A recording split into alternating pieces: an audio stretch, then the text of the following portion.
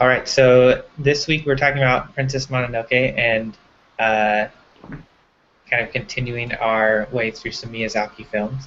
So, as usual, kind of what are initial thoughts, experiences watching the film? Did you like it? Did you not? Yeah, whatever impression you have after watching it.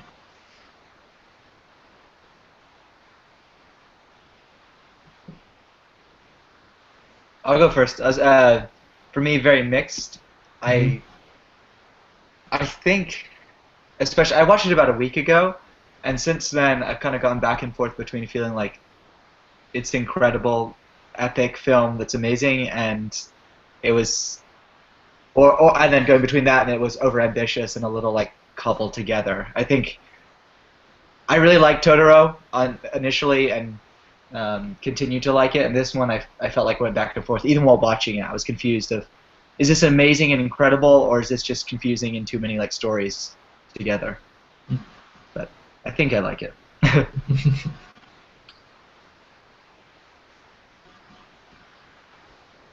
Yeah, I was just telling Ben, I loved it.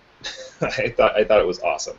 Um, and I just watched it last night, so I haven't had a whole lot of time to digest it. So I kind of feel like I'm on a little bit of a high still after watching it. I just thought it was a I don't know it. Yeah, Josh, kind of like you said, I just thought it was an epic, and I just thought visually it was just beautiful and breathtaking, and then also I felt like the storytelling fit kind of in that epic genre of um, storytelling. So anyway, I really enjoyed it. Yeah, like I said before, it's been a while since I've seen it. I think I watched it in the spring. My experience was mostly just a lot of confusion. I have a hard time understanding a lot of the storyline and the assumptions that a lot of the action is based on, and having a I think a lot of confusion. And I watched it with my wife again, who hasn't watched anime very much, and so for her especially, it was confusing. And I think I shared in that just because it's such a far cry from what we're used to. Yeah, I watched it. Let's see, 3 years ago because Shane Martin told me that I needed to watch it. I was trying to get him to come to this discussion because he's the one who introduced this movie to me. Uh, and I think my first viewing was very much similar to, I think, Riley and Josh. I was confused. I was wondering, why is this considered such an amazing movie? I don't know. I just felt very confused, and at that point, I hadn't watched very much anime, and so was, I think, feeling much of the same things. But then watching it again this time, I just I think maybe because I'd already been exposed to the story and knew it was happening, I found myself just loving it and getting really taken into the story, and that was beautiful, and thought the characters were amazing. I don't know. So it was a very different experience this time. But I do know, talking with some other people recently, it is a very people either, unlike some of the other Miyazaki movies, people either like really love this movie or seem kind of confused and not sure what to think of it. So it seems interesting that we have that across the board here. Um, yeah, so several of you kind of touched on this being an epic, and I was just kind of thinking as we're bracing for another Christmas with The Hobbit and Exodus and all these other epics. I kind of, after watching this, kind of felt, oh, this in some ways is very similar, but it's also a different sort of epic. And so I was just wondering, yeah, if you guys wanted to elaborate or explore how this kind of falls into being an epic, even into like epics that we've watched, like Lawrence of Arabia or something, um, and Hmm. how it's different.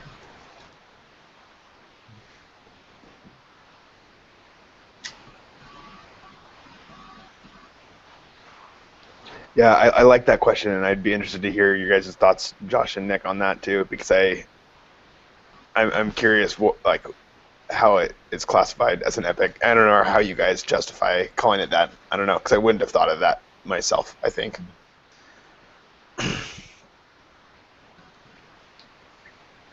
Um, so I think partly for me, what has it fall into the category of being an epic is that you kind of have this.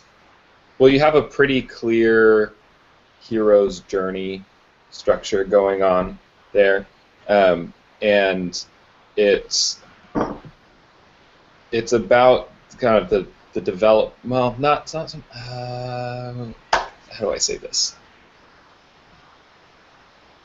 I just felt like a lot of the events and the symbolism of the story were like this bigger than life sort of um, experience and atmosphere. And so even though you were kind of following this one character along through these different events he was experiencing, that all of these, the setting, the characters, the imagery, all were pointing to like this.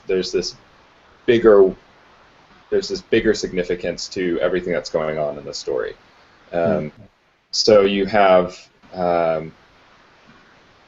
Well, and I don't know. So maybe one of the easier ways to think about that is like when you think of the Iliad and the Odyssey, you have these battles going on and these interactions between different characters and whatnot. But it's always in the context of, well, there's also this larger spiritual battle going on at the same time between the gods.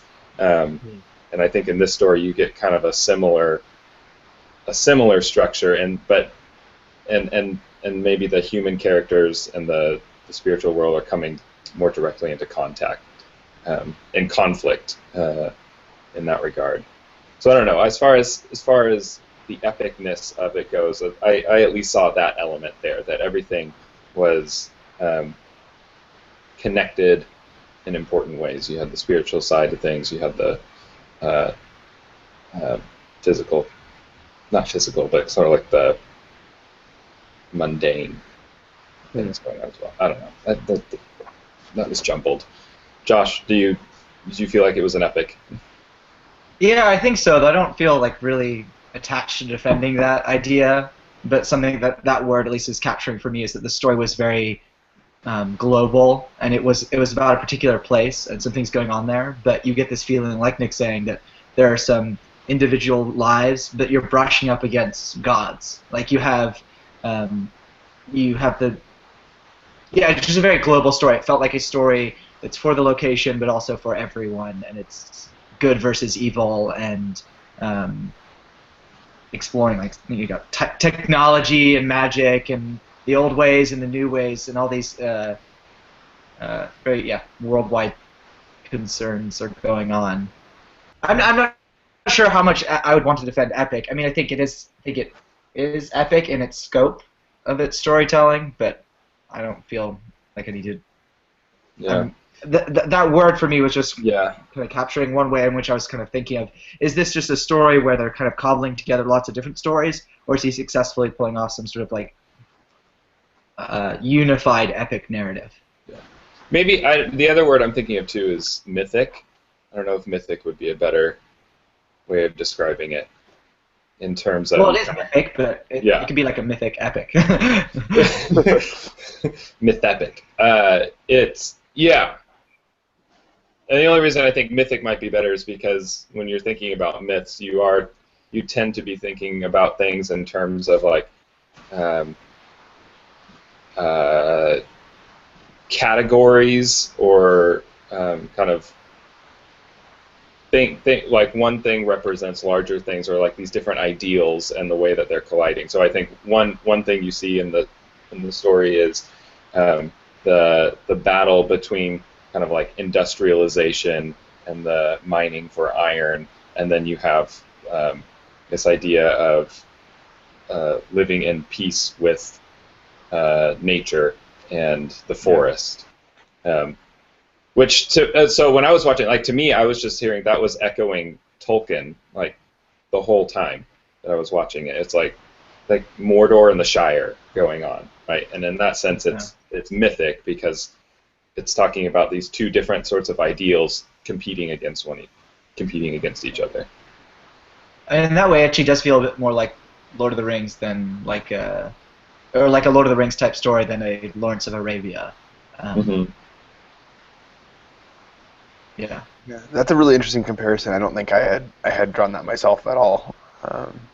But that makes sense, and I feel like those descriptions, like the hero's quest, the journey across far land, the parallel physical, spiritual nature of the story, like those things to me, like okay, like I can see epic a little bit more through those things, and even if it's not as clearly an epic, it's definitely epic in scale, like you guys were saying. Um, yeah, I feel like I buy that. Yeah, I think the scale is what really stood out to me was just that there's there's similar things to Totoro even of like there's forest spirits and but in Totoro it's very much this conflict within a family. Are they going to survive these changes? Um, but with this movie, you still are dealing with nature and spirits, but it's on the scale of almost the end that uh, like one side is going to die. Um, Yeah. and it's this global scale. Like, will humanity survive? Will nature survive? Or can they somehow work together? And I think the stakes are so much higher, and the conflict is so much larger that it kind of goes into this kind of epic state of being and I think maybe more in line with traditional epic films rather than epic poems. Like I think there's still some correlations, but Yeah. I Well, think yeah. like you're saying, one side's going to die, and the stakes are higher. In Totoro, we got to see into the spirit world, but we were very much on the outside. The concerns of the family were not the same as Totoro's concerns. He was kind of just doing his thing, and you felt very much like, oh, he's the spirit of this kind of wood or area or tree, or he's kind of hanging out here. Whereas you get the feeling like, no, this is the center point where some of the most powerful spirits are concerned with different issues, and their issues the spirits and gods themselves are concerned with, not just a little girl. Hmm. Yeah. It's a war for men, and it's a war for gods as well.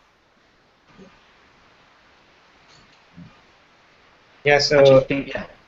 go ahead, Josh. No, you go ahead. So it kind of so since we're talking about this kind of similarity between Totoro and Mononoke, I mean, last month we talked about Totoro kind of being about revealing to us this side of the world, this magic that we forget about, and kind of reminding us of that, and needing to see the world through that lens. But I guess my question is like so then comparing there so that there's some similarities of dealing with man's relationship to nature. What's different in this film? What new territory is Miyazaki exploring in this film? Um, like it seems in this film, humans see nature as something more to be conquered rather than nature being something that we forget the magic of.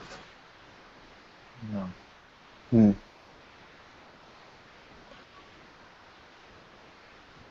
Well, I think in that sense, like, I mean, one way in which this story really differs from Totoro in regards to the relationship between humans and human and nature is that this is kind of following that the historical transition we see of the way that humans interact with nature. So uh, it's kind of like this transition period between when the gods ruled the world to now humans kind of rule the world, sort of thing. And I think it's supposed to be a story that's kind of chronicling how that change took place. And so, in that sense, I think another way in which it's different is that this idea of whatever the world was like pre-industrialization is kind of like a polar opposite to what it's become. And so, in this particular story, it's like it's the culmination of those two forces colliding, and then one giving way to the other. Mm. which I don't think is what you get so much in Totoro, which is more like a. It's not. Well, I don't know. I'm tempted to maybe offer an interpretation of My Neighbor Totoro as kind of like, because it's supposed that its story is taking place long after this transition has happened, and so it could be a way of talking about how humans can recover and maybe should be in relation with nature now after that great big Hmm. Yeah. that split. Yeah, so Totoro's explaining how we should see the world, and based on where we are now. And this movie is how did we get to the place we are now, where we forget about the magic. Yeah. Interesting. I actually didn't think of it. In my mind, I mean, it makes sense as you're pointing it out, but in my mind, I hadn't thought of it as the industrialization as completely winning. But I think that kind of does make sense as seeing that as the end. For some reason, yeah, I think maybe that was part of my confusion even with the story of in what way is the spirit or the god dead because he's still bringing life when they pull out his head and it's joined. So I think in that way, at least it didn't feel completely defeated. But yeah, it's interesting. Yeah, no, and I think I'm still trying to figure out how to think about this because I don't think it's so. I'm not sure that the forest spirit is dead in the literal sense of the word, like gone forever. But it's not the same anymore. Yeah, it's not the same It's anymore. not the Makes same the trees, anymore. Yeah, the it's flowers different. grow, but we can yeah. Yeah, gods no longer walk the earth like they did, but that doesn't mean that whatever force that was isn't still around. Yeah. In some way. In that way, I love the good and bad on both sides. I love the like amongst the gods, you see, wow, there are gods that it would be an absolute tragedy for them to not walk through the woods, and gods who you see, oh, they're yeah, and then on the human side as well, with the technology, you see people loving other people and being kind, and you see humans who are devious and unkind. Mm. I love that it's not just in that way. It's not just one side like the orcs with technology or something like that. One side having the technology that's destroying the other side. Yeah. I mean, I think there's a great case for having, or I think the orcs having the technology is very powerful in the Lord of the Rings, in the way they use it. Yeah. But I love that the people with the technology are not just bad. The humans are destroying.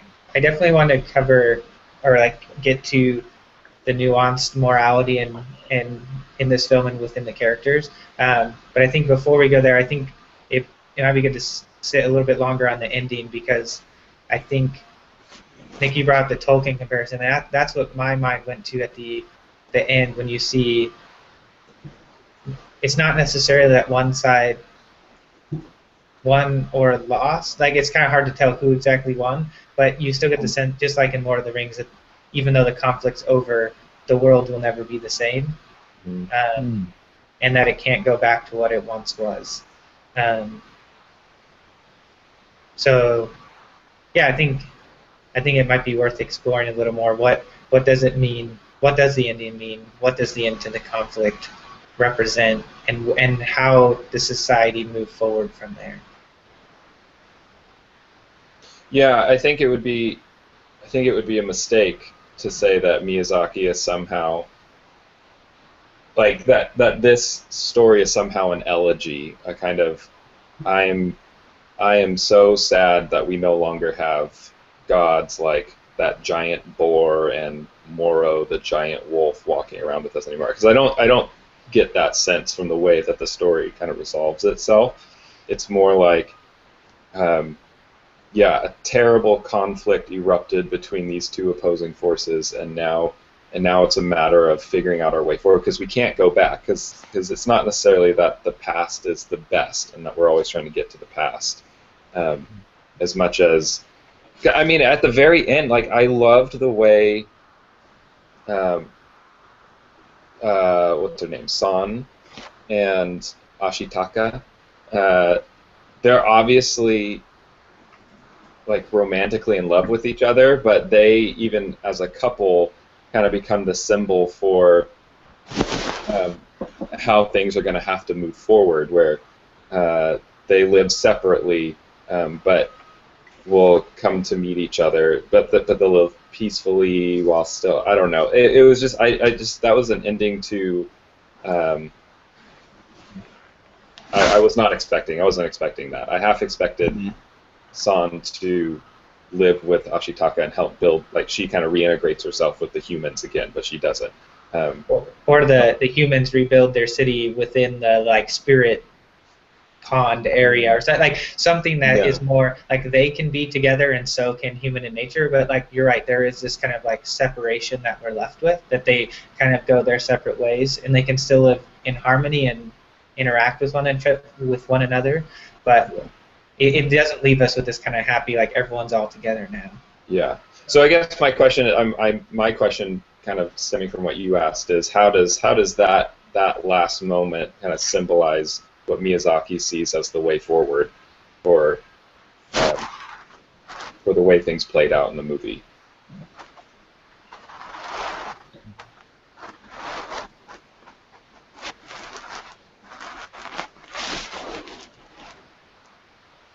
Or maybe it doesn't. I don't know.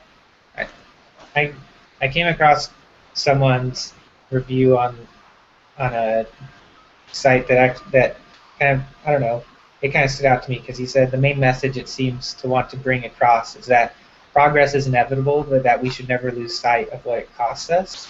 And I wonder if that might shed some light on this, of Miyazaki saying like inevitably the humans would have progressed. Like progress is inevitable, we can't stop it, and it's going to cost us things. And like you said, it doesn't necessarily mean the past is better, but it's important for us to remember what we've lost. Like kind of that mindset of we can't go back, we will lose something, and that doesn't necessarily mean it's good or bad, but we should remember what was before. Yeah, right. I mean, it's kind of like the Christian story about Eden, right? Like as even Christians today, like our goal is not to get back to Eden. Like, that's not the goal. But it's good for us to remember Eden and what we lost, and think about what the future actually looks like for us. So I don't know. That was just another parallel I was thinking about when I was watching it.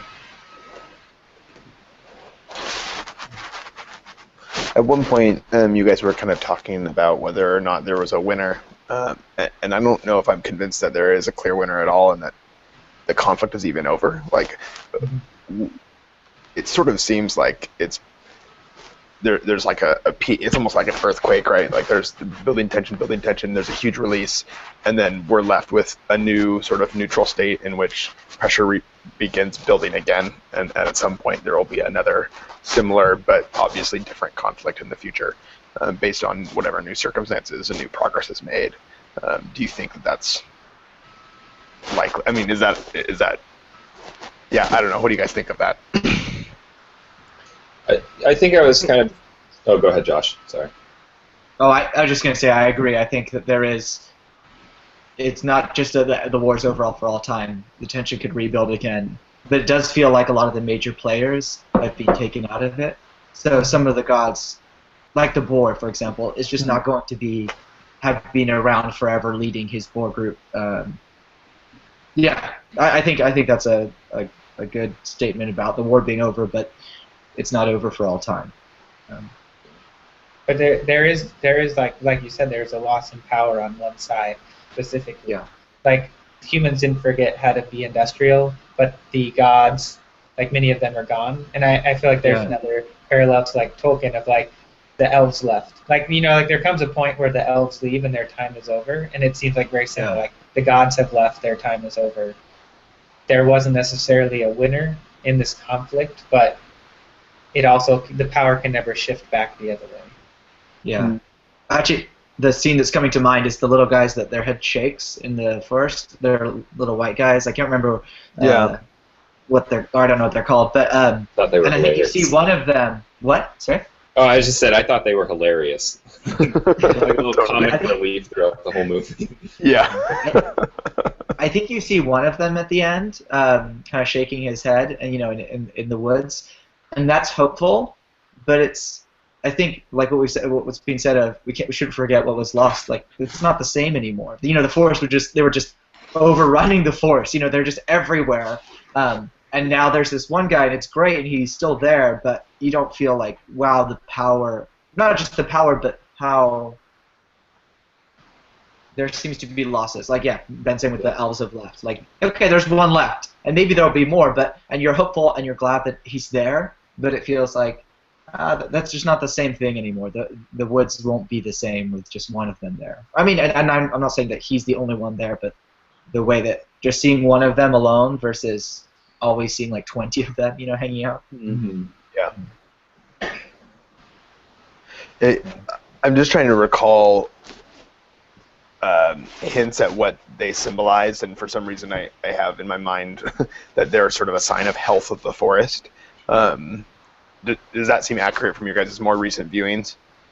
Yeah, I think at one point someone says they're good luck, or they mean who is he journeying with? Isn't it the main guy character? He's journeying with someone else who's afraid. He's taking the guys from Iron Town. He's trying to take them back home. And they're afraid, and he's saying no. It's like he either says like it's good luck or it's a sign of the health of the forces. Yeah, I think he says it's the sign the force is healthy. Okay, cool. I couldn't remember if that was accurate or not. If that was just a weird memory of mine, or yeah, so cool. I guess one thing, so thinking about the big change and stuff that occurs because of the conflict, and yeah, I don't think that there's really a winner or loser, but that's made me wonder, in what sense is the forest spirit dead, or in what sense have the forest gods disappeared? You know what I mean? Like, I guess because I don't think I mean, I think they're gone in the sense that they're not physically there to see or to interact with anymore. But the fact that the forest spirit kind of falls down and then gives life back to everything it had destroyed has some important significance. Yeah. I think that's very important. And I think the guy who says I think he says something along the lines of I didn't realize like the forest spirit made the flowers grow. And it feels very much like that, like, oh, his power's still there. It's still going to be making things beautiful. But you're not going to see him walking above the forest anymore.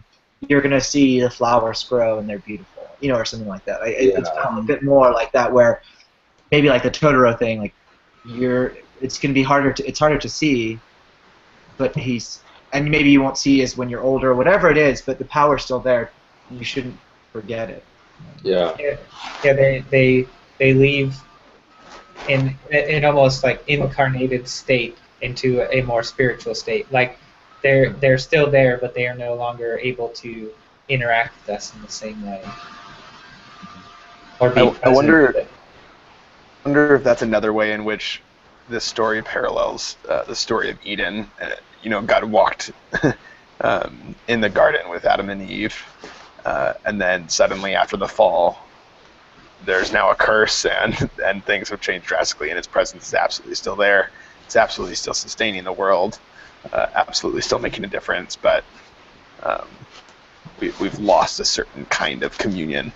And in the same way, the forest spirit no longer walks, high above the forest. I don't know. I don't know if that's actually a good parallel, but I don't know. It seems like a possibility. Yeah, I was just reminded of like the forest spirit. Have you guys ever heard of the Green Man?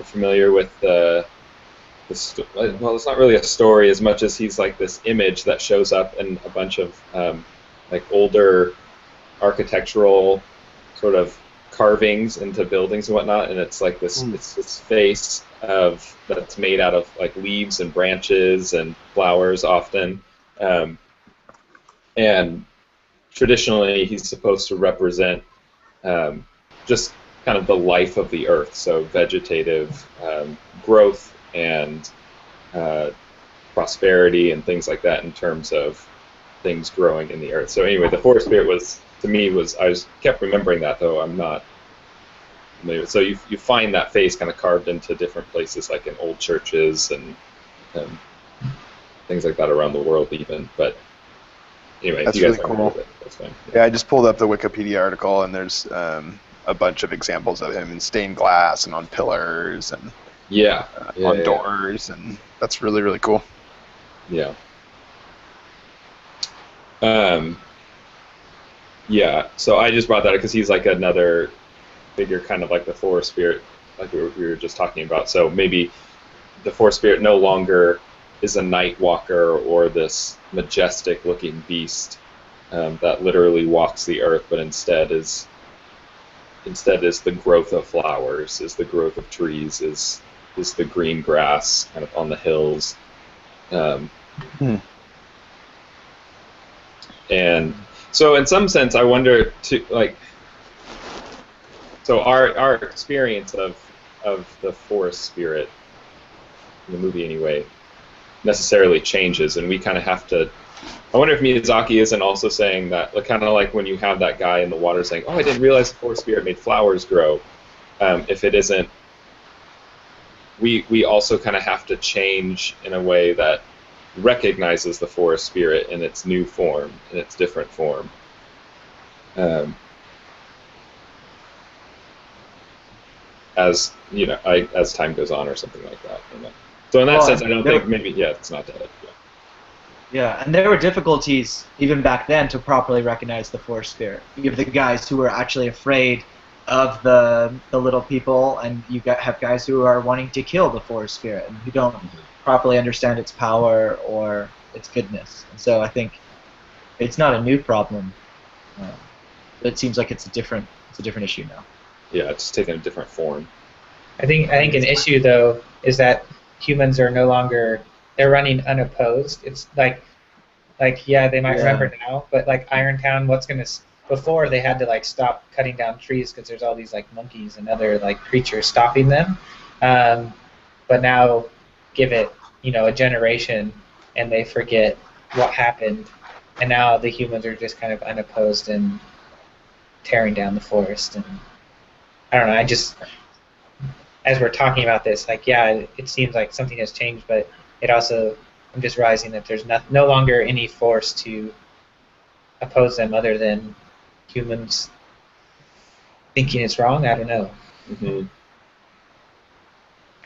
Yeah, Well, it and seems like that seems very dangerous. But that seems very dangerous to have the humans have to be moderating themselves. As you're saying, it's not really quite successful, even when there are gods. The humans who want to moderate it are not successful.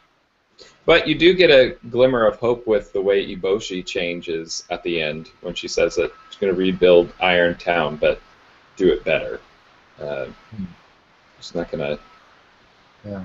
Yeah, you just get kind of one little comment from her about how she was going about it the wrong way the first time. She says she's going to do it differently this next time around. I think the difference of her reaction to the group, I don't, again, I'm shaky on some of the details, but I remember the group that's storming, like towards the end of the film, the group that's trying to come in, not led by Eboshi, but it seems like this other group represents sort of the ruthless greed of humanity, where Eboshi sort of, I don't know if this is transitioning too soon, Ben, but No, that's perfect. like she represents the side of humanity that's willing to learn from a mistake after having seen an error in the way that she was going about things. It's kind of interesting, like, to look at the different ways that the different groups of the humans, and I guess we can look at the side of the gods as well, but as far as the humans go, like, she just responds really differently than that other group, and I can't remember the details of that other group, but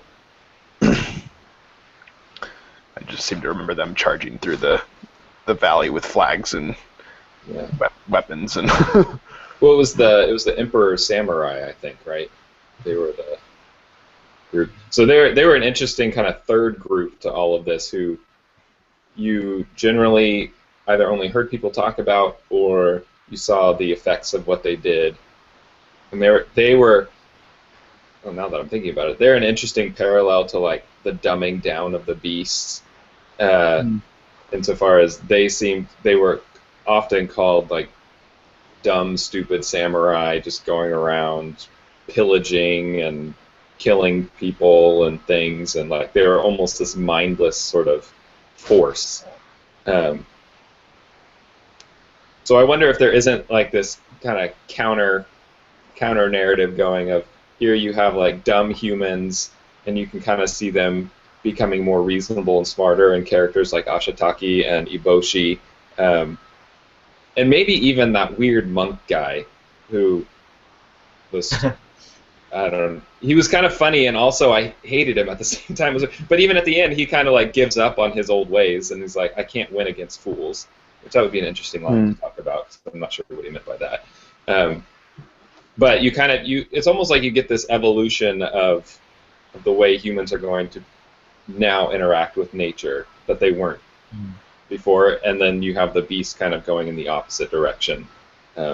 They're becoming dumber, and the humans are becoming smarter. So Yeah, it seems like comparing Lady Eboshi, like Irontown, to these other samurai, it seems like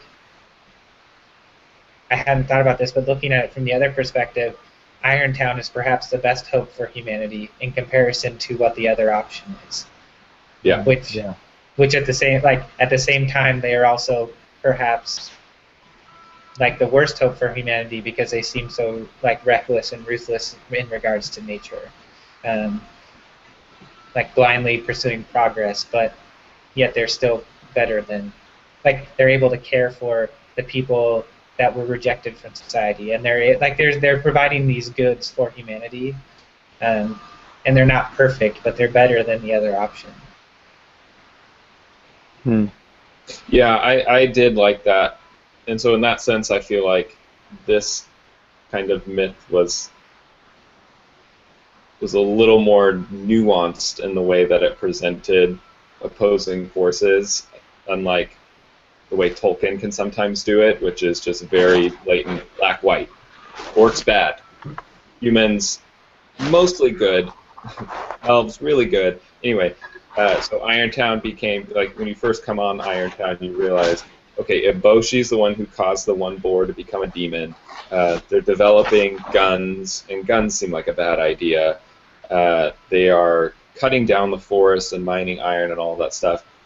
And then you learn, oh, but Eboshi is actually like this maternal figure, this caring maternal figure for the people in that town, where she's brought women out of brothels. She gives people work and food and all that stuff. Yeah.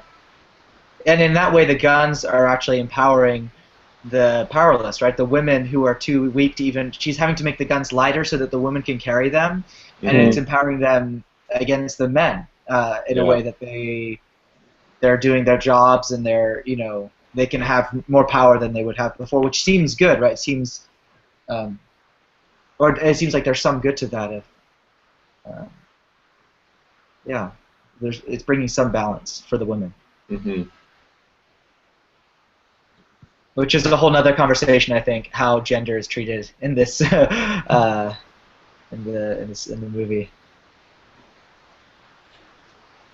Yeah, I think that is worth talking about. But Nick, what you just said, kind of, I don't know, when you were talking, I just was struck by the fact that perhaps it's not like you said, it's more nuanced. Like it's not necessarily a certain character or group that is evil, but thinking through kind of the obvious thing of what causes the gods to become demons, and it seems like the ultimate evil is the evil itself, like this violence and hatred and anger that when any group allows it to overtake them is the evil. Like the gods turn into demons if they let it overtake them. The guns, when they, like, yes, they are empowering, but the downside is that they provoke more violence and more fighting. Like the further you get from peace in any group, the more evil is brought into your group. Like it's like, yeah. So it's not a certain group that is evil. It's just like anyone can allow evil to overtake them, and when that happens, the further the entire ecosystem is from peace, the worse things get. Yeah, and in that sense, I thought it was really interesting because there really was no evil character. The only the only kind of evil in the world was when any one character allowed anger and hate to overwhelm them. Um, Hmm. so, In that way, I would love to rewatch the film. Or I'm not. I don't think I'm gonna do it now. But when I do rewatch it and seeing the beginning and seeing that boar that's being overcome by the stone and by the evil that's worked its way through his system, Hmm. I think it will be so much less confusing the second time through. And with these categories that we've talked about, to think of that as not just because I was just thinking of him as a demon coming through and getting killed instead of as part of this army that had been shot at and then had allowed this kind of evilness to work its way through his body. Hmm. It also, like in this film, the evil isn't necessarily totally under your control. Like it seems like it can infect you and grow. Like it can spread on its own. Yeah. And if you bring it into the world, there's like no knowing where it will stop. Like it does. Like Ashitaka never did anything bad. He was just protecting, and like he had to use violence to protect his town, and through that he was brought into this. Like it, Oh. there's Yeah. like these further reaching effects in your own actions. mhm. Yeah, that's interesting, and it affects this small, peaceful town like super far away, like in a really major way. Hmm. Yeah, I Yeah. like also Ben what you're saying about it affects you even almost out of your control because he is such a good character, but he will die from it and he will be overcome unless he has someone else kind of take it from him. Um, right? He needs that. That's interesting. He can do a certain amount of self control, but only to a point.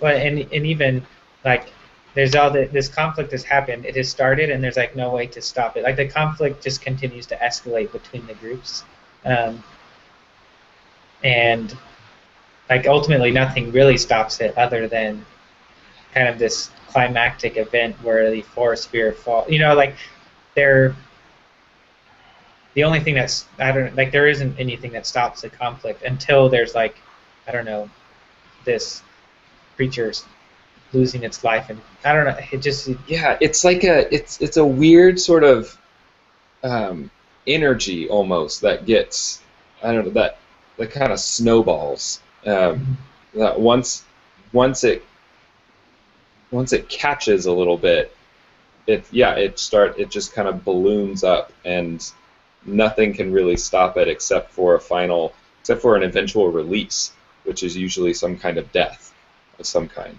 Um, and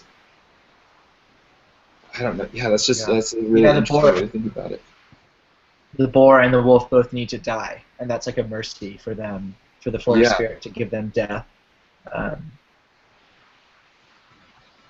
and the once the conflict reaches the forest spirit and they take his head, that evil and corruption spreads from him in an even larger way. Like it just keeps exponentially growing. Yeah, so I'm and it seems like at least in the movie the thing that kind of starts that sort of evil, the thing that starts to create the conflict occurs as soon as one party feels like some wrong has been done to them that they can't forgive in some way.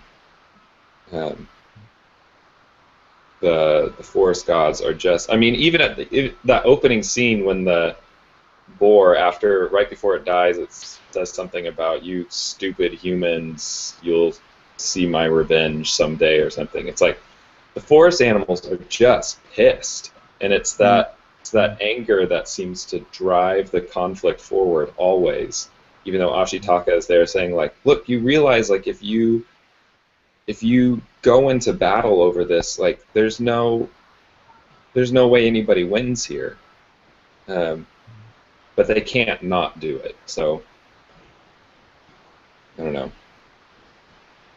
Do we see examples of characters in the film that do forgive, that don't respond violently in that way?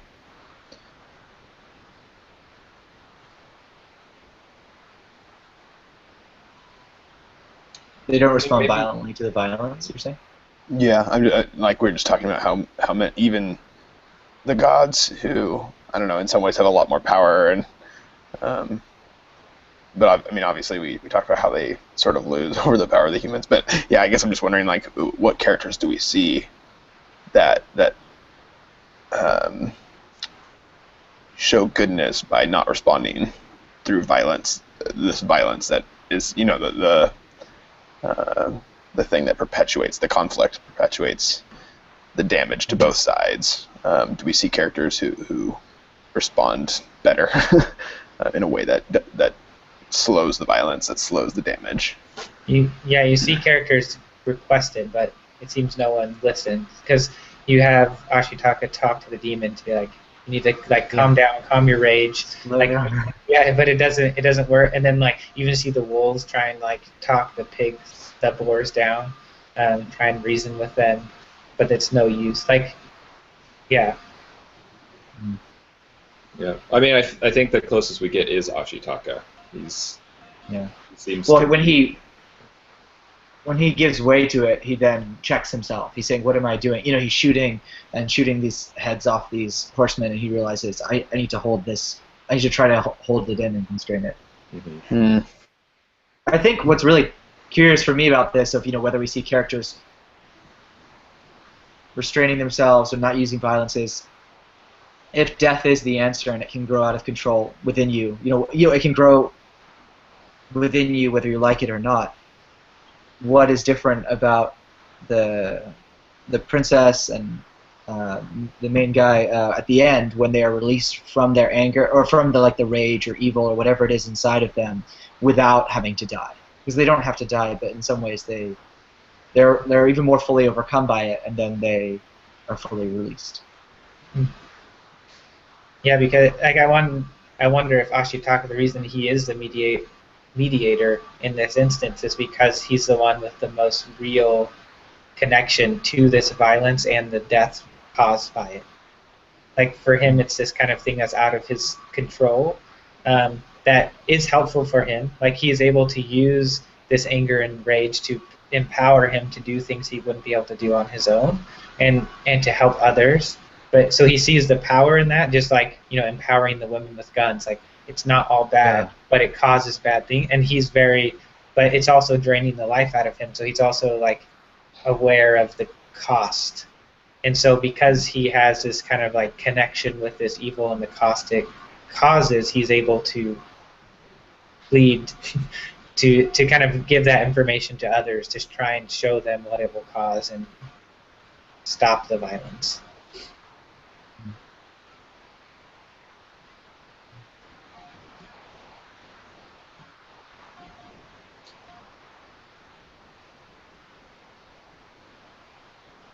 My head's just kind of exploding with all the images, and the story is so large, trying to Yeah.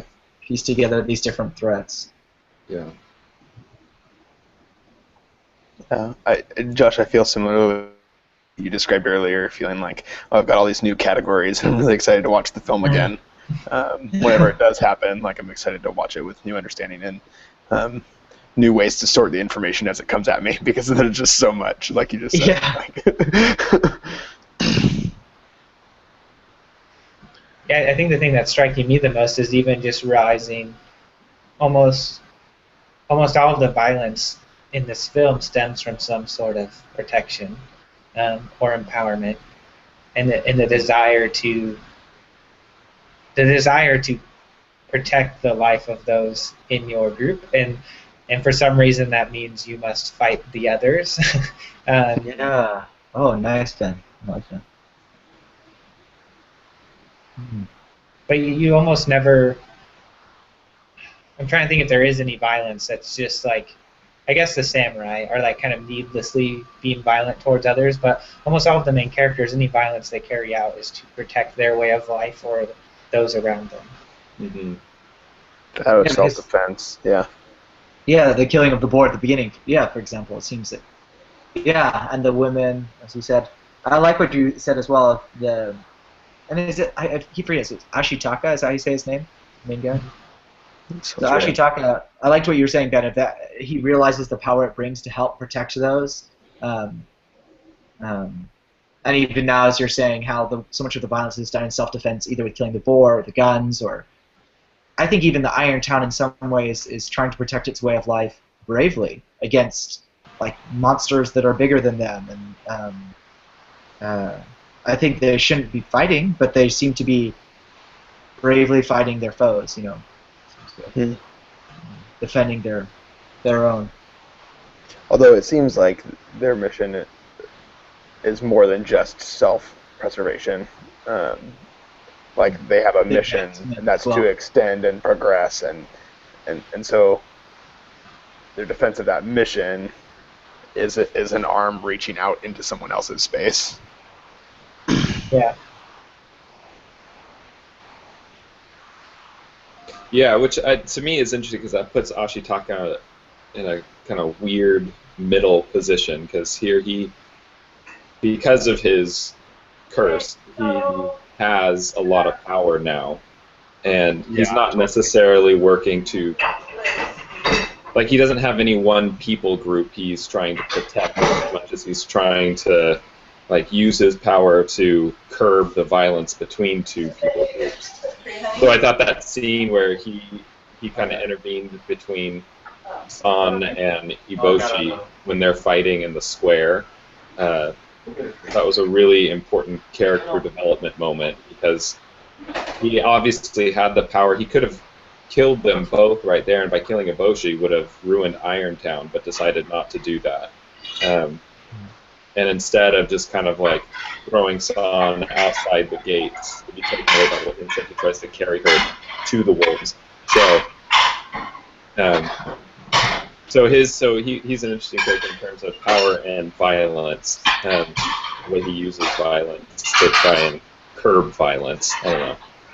Yeah, it's interesting too because when he often goes on these kind of when he does use violence, he's often asking the people to not make him do this. So, like he doesn't want to be violent, but when he has to be, he doesn't want, like, he understands there are times where it's needed, but he doesn't want to be pushed to that point. Like he'll plead with people to not make it. Mm-hmm. He sees another way, but if they... So maybe he's the only one actually like calling for this other way, but it seems like everyone is only being violent because they're pushed to it, because one side isn't relenting from the other. And so he also must kill people if they're in the way. Mm-hmm. But yeah. Yeah, I guess he recognizes that sometimes violence is necessary, but he's also the guy who he always does see another way. He's kind of like the third way guy. It's like, no, you're upset about this, and you want to do this, and you're upset about this, and you want to do this, but we should really both do this, which can't always reason either side to. I'm trying to think about what gives him that unique perspective. Josh, we were just talking about how Ashitaka is kind of a third way guy. Okay. How Between he's between the two sides, so the other sides aren't relenting, and he kind of comes in as this third way character. And I'm trying to think through what gives him that perspective. Like, and is that because his village isn't impacted as much as the other groups? Like, he's sort of the only one that's but by the boar running into their space, like into their village, into their area. And so he's the only one. Like, is that the only reason that he is, like, he's just an individual as opposed to an entire group of people? Well, it's interesting. It would be. I mean, partly I need to go back and watch the beginning a little bit to get a little more information on the kind of tribe of people he comes from, but they seem to be a unique group of people who are thought to have been wiped out, but were not, and somehow they seem to exist in a kind of unique way that other tribes don't. And so I wonder how much of that plays into the kind of character he is when the culture that he was born into. Yeah. But I thought that was it. Yeah. I wonder if part of that, though, is that they are secluded from other groups of people. And it also seems that whatever way of life they were holding caused others to kind of push them away and almost wipe them out. Yeah. Like if there was a group of Ashitaki people living in this conflict, if, like, would they even survive, or would they just be like, could they survive? Could that group of people, if planted within these other groups, would they survive, or would they just be wiped out by some group that was more willing to use violence? It's a good point. Like, their isolation protects them. Yeah, but what I like about this film is that it shows that the violence of the other two groups will eventually get to them, even though they have managed to isolate themselves so much. The boar makes its way through, and I don't think it's. I mean, it is kind of almost accidental that it stumbles across their village, but it's going to happen. It makes me think again of the Lord of the Rings comparisons we've been making, the Shire, and Bilbo kind of coming out of the Shire, this very nice, quaint town that's protected and isolated. But these clashing wars, it's eventually going to sweep over the whole earth. You know, which side you're in. It's going to And he sees that when he's with Galadriel. Like, he sees so poignantly, like, how much it will affect the Shire eventually. And it won't just be small effects. It will be like the enslavement and persecution of their race and burning of their homeland. Like, it's completely consuming. As we come up on the hour, I just kind of wanted to wrap up. I found this interesting quote from Miyazaki. He was saying that he was skeptical that film could be used as a force for good. He just didn't know that it actually had the power to do so. But he said, if as artists we try and tap into the soul level, if we say that life is worth living and the world is worth living in, then something good might come of it. And as I was reading just different takes on this film, especially more recent ones, it was often compared to being more successful at relating our relationship to nature and violence than recent film like Avatar or some other ones that are kind of dealing with similar issues but maybe were less successful. And in doing so, and so I guess my question is, did this film accomplish? Did it make you feel like the world is worth living in, and did it perhaps was it more successful in allowing you to think through these issues? Okay, I'm just trying to figure out where to put that in. Did you want to get it today? I don't care. I think. Sorry, could you say that, Ben? Was it more successful as? Like, was it successful in saying that life is worth living and the world is worth living in, and is it more successful at helping you to contemplate our relationship to nature and maybe our history with nature than a film like Avatar or something that's perhaps a little more blatantly obvious on one side or the other? I think so for me, but I think it was much harder to access. I think this conversation has helped me. I think without it, it was harder for me to think through the ways it was exploring those issues. Yeah. In a way that Avatar would be I- a bit more obvious. Go ahead. Oh no, I was just going to add on to that and say, yeah, I think it totally does, and I felt like, for whatever reason, I kind of saw that when I was watching. I mean, I got halfway through the movie and I was like, this is amazing. Like, this is one of my favorite films we've watched so far. Maybe nobody would. And I think and I think it all has to do with a lot of what we talked about today in terms of it's not. It just does a really good job of identifying and embracing the complexity of the world that we live in, even though it's completely different. In terms of, like, I've never seen a walking giant boar, or something like that. It's so I don't know, just the way it embraces complexity in terms of its characters, and then the way it kind of so nicely maps onto the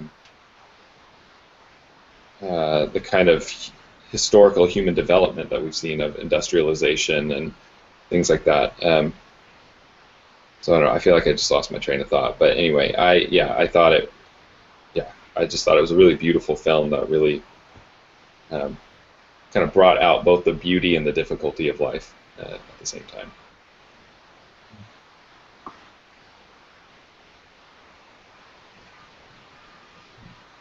Yeah.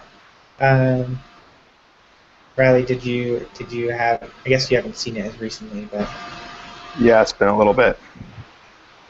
yeah. I think I'll just say again what I said earlier. I'm just excited to watch it again with better understanding, with a little more context after maybe doing some research even further from this discussion. But from here, just with the categories, like Josh said, that we've sort of established, and